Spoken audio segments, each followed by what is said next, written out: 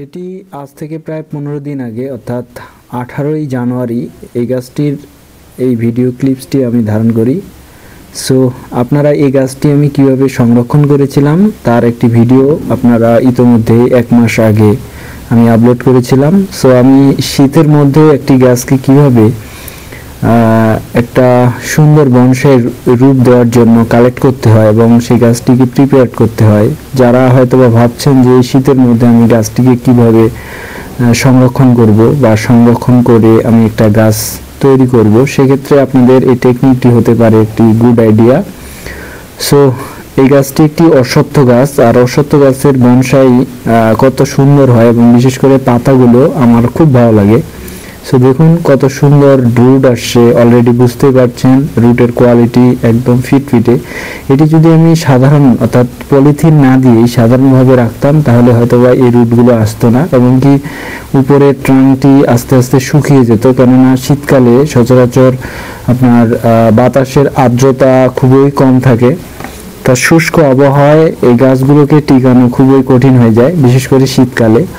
So এই কাজগুলো যদি আপনি স্বাভাবিকভাবেই করতে চান তাহলে আপনাকে বর্ষাকালেই করাটা বেশি উত্তম হবে।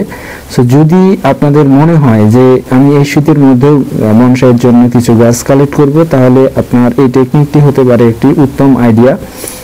সো আমি এই ভিডিওটি সরাসরি 2রা জানুয়ারি 2025 সালে অর্থাৎ আজ থেকে প্রায় 33 দিন আগে এই গাছটির ভিডিওটি আমি আপলোড করেছিলাম, আপনারা হয়তোবা দেখে থাকবেন।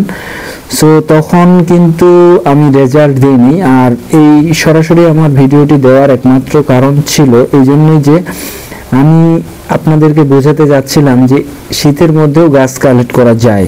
সো যারা আপনারা মনের মধ্যে অনেক আশা নিয়ে আছেন যে আমি একটি বনসাই তৈরি করব মনের মতো, তাহলে আপনার শীতকালটিতেও আপনি গাছ কালেক্ট করতে পারেন, এতে কোনো সন্দেহ নেই। আপনারা বুঝতে পারছেন। আর এই পলিথিন দিয়ে আপনারা যদি একটা গাছকে ঢেকে রেখে 15 দিন থেকে 20 দিন আপনি সংরক্ষণ করে রাখতে পারেন, তাহলে দেখা যায় 20 দিন পরে গাছটির গ্রোথ অলরেডি আপনারা বুঝতেই পারছেন কেমন হতে পারে।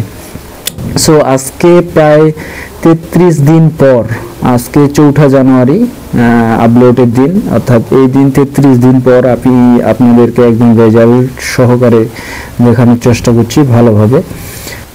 আজ 4 ফেব্রুয়ারি 2025, ঠিক 33 দিন পর গাছটির রেজাল্ট দেখে আমার অত্যন্ত খুশি এবং আনন্দ লাগতেছে যে দেখুন চারদিকে অনেক অনেক ব্রাঞ্চ আসছে, যতটা আশা করেছিলাম তার থেকে অনেক বেশি। সো আপনারা এই পদ্ধতিতে একটি গাছকে কিভাবে সুন্দরভাবে বনসাইয়ের জন্য প্রিপেয়ার করা হয় এবং করতে হয় এই শীতের মধ্যেও, এই প্রতিকূল পরিবেশের মধ্যেও আপনারা হয়তোবা অলরেডি বুঝতেই পারছেন।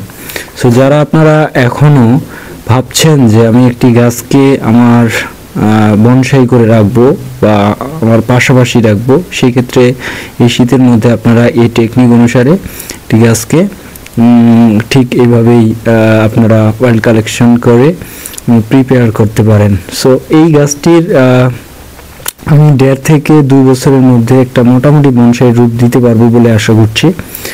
আর বুঝতে পারছেন দেখুন কত সুন্দর ব্রাঞ্চ, একদম কচি ব্রাঞ্চ। এখন কিন্তু আমি আর পলিথিন দিয়ে ঢাকে রাখছি না, অর্থাৎ প্রায় আজ থেকে 15 দিন আগে আমি খুলে রাখছি। এখন ফুল সানলাইটে আমি রেখে দিব, খুব সহজেই এই ডালগুলো খুব সুন্দরভাবে বেরিয়ে আসবে।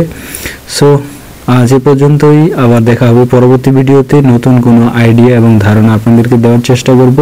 আবারও art Bangla bonsai YouTube channel পক্ষ থেকে অভিনন্দন এবং শুভেচ্ছা।